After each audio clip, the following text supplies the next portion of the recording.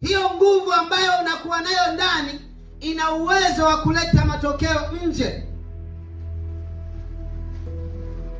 yawe hasi au yawe chanya. Hiyo nguvu inategemeana na nguvu ulionayo ndani inaleta matokeo gani nje. Sasa nataka tujifunze kuhusiana na nguvu ya ndani iliyo na uwezo wa kuleta matokeo nje. Ni nguvu gani hiyo? Kwenye kitabu cha Mwanzo tuliposoma, tunaona habari ya Mungu wakati anaiumba dunia. Mungu wakati anaiumba dunia anasema, hapo mwanzo Mungu aliziumba mbingu na nchi. Nayo nchi ilikuwa ukiwa tena utupu, na giza lilitanda kwenye uso wa maji, na roho ya Mungu ilipumzika pale juu ya uso wa maji. Bwana Yesu asifiwe. Nini mfanano wake na nguvu ya ndani iliyo na uwezo wa kuleta matokeo nje? Mungu kabla hajaiumba dunia, dunia ilikuwa ndani ya Mungu. Yaani Mungu kabla hajaiumba dunia alikuwa tayari anaijua dunia ninayoiumba ikoje na itakuwaje. Bwana Yesu asifiwe.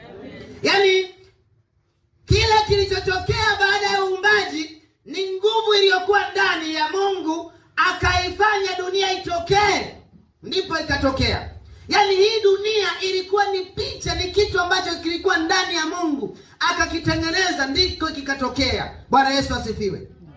Huwezi ukawa mbunifu wa kitu ikiwa ndani yako hakuna picha ya kile kitu. Utabuni nini? Au utafanya nini? Hauwezi kuwa mbunifu.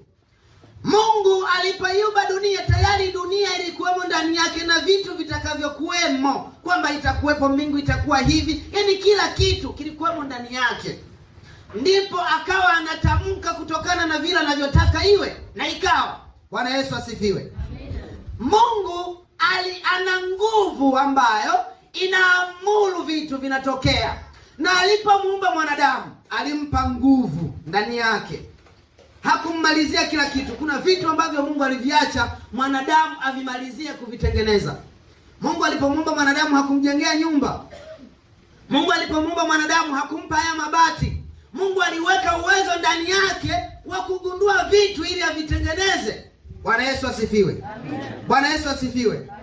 Nataka tueleze habari ya nguvu. Kuna aina za nguvu kadhaa ambazo nitazieleza. Ukiwa hapa duniani, ukiwa na hizo nguvu, una uwezo wa kufanya kitu ambacho yule mtu ambaye hana hiyo nguvu kama wewe hawezi kukifanya. Bwana Yesu asifiwe. Iko nguvu ambayo ukiwa nayo, nguvu ya kwanza ambayo dunia